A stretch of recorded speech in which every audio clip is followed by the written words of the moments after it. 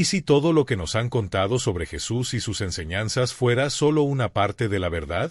¿Y si la imagen que tenemos de él y de la institución que lleva su nombre fuera, en realidad, el resultado de siglos de interpretaciones, añadidos y decisiones humanas?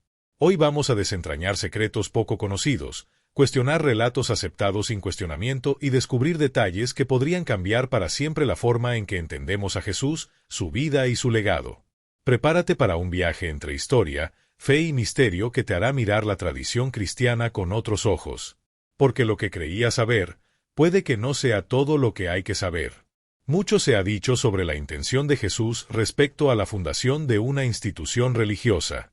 Sin embargo, diversos estudios apuntan a que él nunca tuvo en mente establecer una iglesia como tal, ni delegar esa tarea a nadie. La conocida frase atribuida a Jesús, donde supuestamente le dice a Pedro, «Tú eres Pedro, y sobre esta piedra edificaré mi iglesia», no aparece en los registros más antiguos. De hecho, muchos expertos sostienen que esa línea fue añadida tiempo después, cuando los primeros líderes de la comunidad cristiana buscaban respaldo teológico para estructurar su organización. Es importante mencionar que la palabra iglesia proviene del griego, idioma que Jesús no hablaba, ya que su lengua era el arameo, lo que refuerza aún más la idea de que esas palabras no salieron de su boca. Es por eso que yo personalmente elijo conmemorar el nacimiento de Jesús en agosto. Según investigaciones que he encontrado, ese mes seco corresponde mejor al periodo en que pudo haber nacido, ya que las condiciones climáticas eran más propicias para viajes y reuniones al aire libre. No fue sino hasta el siglo IV que se estableció oficialmente el 24 de diciembre como fecha del nacimiento de Jesús. Esta decisión no fue casual, coincidía con festividades paganas muy populares, como las Saturnales, que celebraban el retorno progresivo de la luz solar tras el solsticio de invierno. Durante estas festividades, era costumbre intercambiar regalos, adornar espacios con luces y organizar grandes banquetes. La Iglesia, al superponer el nacimiento de Jesús a estas celebraciones, buscaba reemplazar prácticas ancestrales por una festividad cristiana. Resulta llamativo ver cómo los relatos históricos y las condiciones geográficas apuntan a que Jesús probablemente no nació en invierno.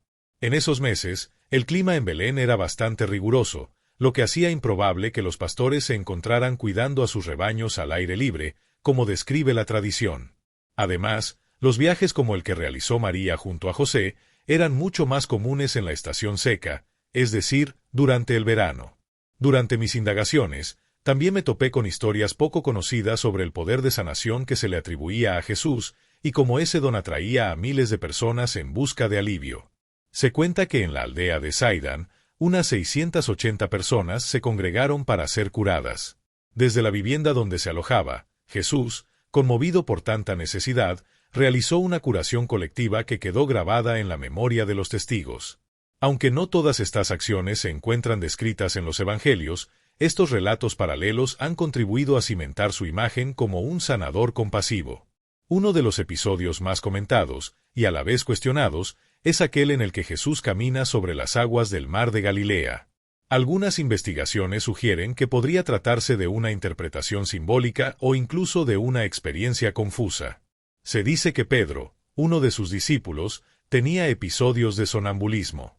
Durante una travesía en bote, habría caído al agua en medio de uno de estos episodios, creyendo ver a Jesús caminando sobre las olas.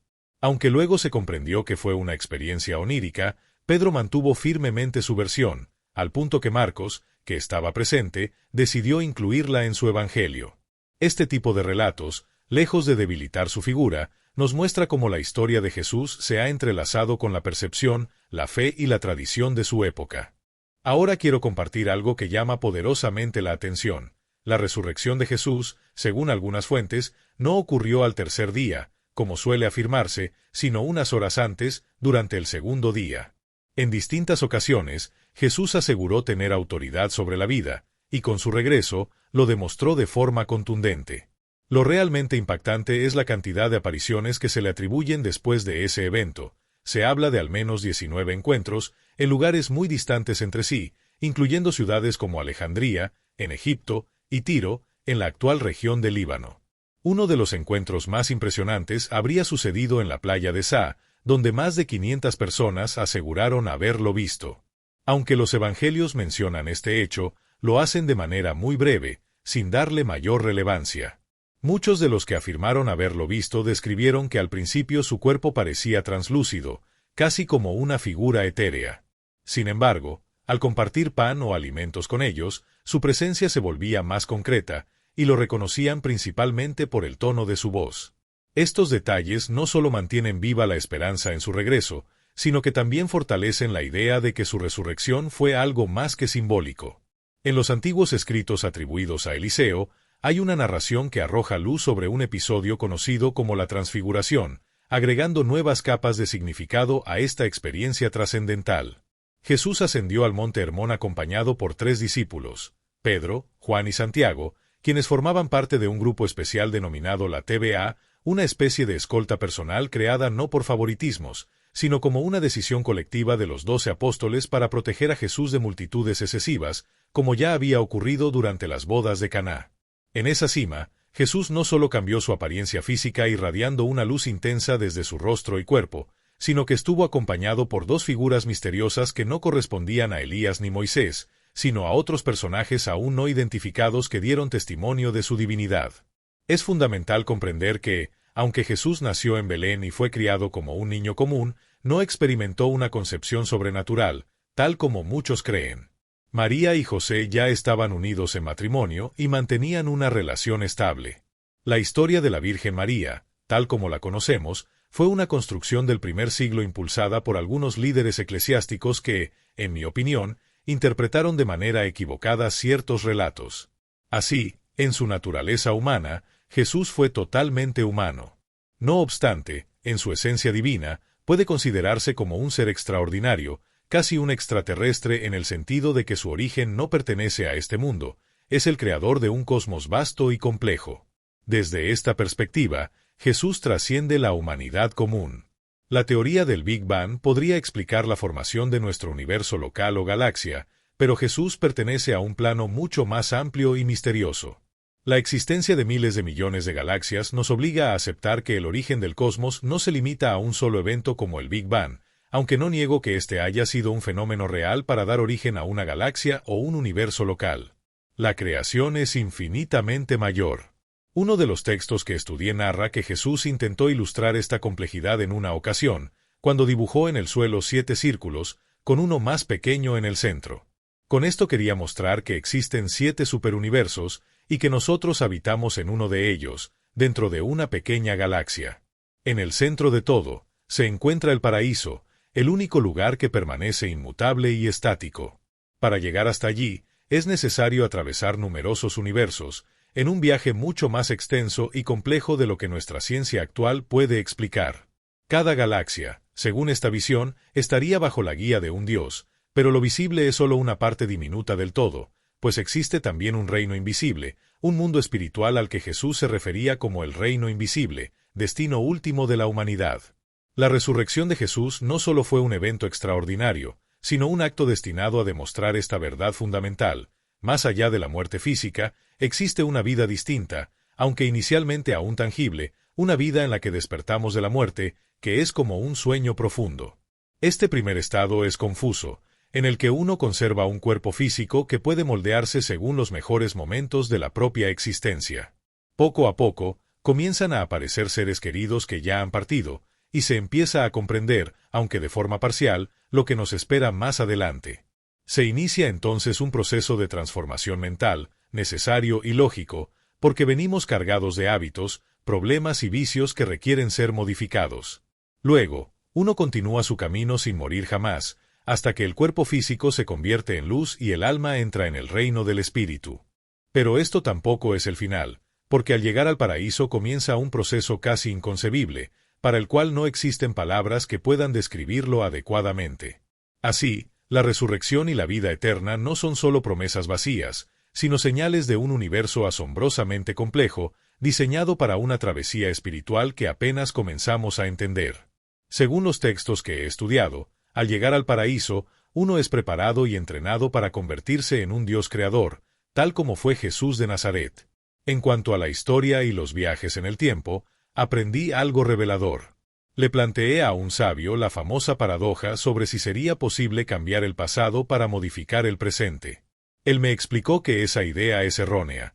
Existe un designio superior que impide que los cambios realizados en el pasado alteren de manera destructiva el futuro. La realidad está organizada de tal forma que no puede alterarse el futuro a través del pasado, desmontando así la creencia popular de que los viajes en el tiempo son imposibles. Hablando de tiempo, quiero compartir una anécdota ilustrativa que hallé en el diario de Eliseo. En una ocasión, mientras caminaba por Israel, alguien le preguntó a Jesús sobre el futuro. Para responder, Jesús llevó a entre 100 y 200 personas a la orilla de un río, donde permanecieron sentados por 3 horas mirando hacia la otra orilla. Al terminar, Jesús se levantó y dijo: «Como pueden ver, el futuro no llega». Insistió en que olvidaran el futuro y vivieran el presente plenamente. Finalmente, Jesús enfrentó numerosas dificultades para convencer a su familia y a la gente de que él no era el Mesías que muchos esperaban. Para muchos judíos, especialmente ortodoxos, el Mesías debía ser un líder político y guerrero que liberara a Israel y guiara sus ejércitos hacia la victoria. Su madre María, influenciada por la interpretación tradicional del anuncio angelical sobre su nacimiento, creía firmemente que Jesús cumplía ese rol, y tuvieron varios enfrentamientos sobre este punto, pues Jesús no compartía esa expectativa. Sin embargo, Jesús insistía en que ese no era su papel. Los evangelios no relatan otro enfrentamiento tan significativo que durara hasta el final de su vida. En uno de los momentos más tensos, cuando era perseguido por levitas y policías del templo que querían arrestarlo, se despidió de algunos de sus seguidores.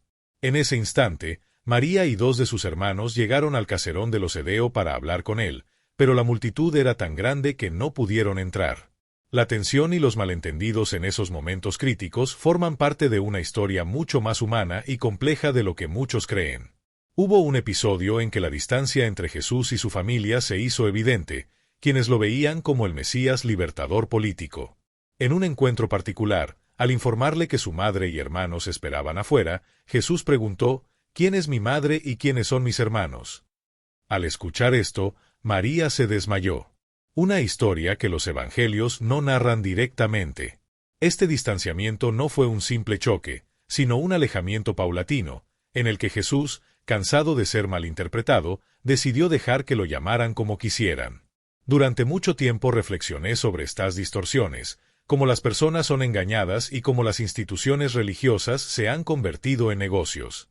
Eso me llevó al obispado de Cádiz, donde tomé una de las decisiones más importantes de mi vida: abandonar esos círculos. El concepto tradicional del infierno no existe. Lo que realmente nos espera después de la muerte es algo indescriptiblemente fascinante. Imagina un cuerpo sin necesidad de aparato digestivo, circulatorio ni reproductor, un cuerpo sin desechos, una existencia purificada. Y si esto te parece extraordinario, considera mi investigación de 47 años sobre el fenómeno OVNI.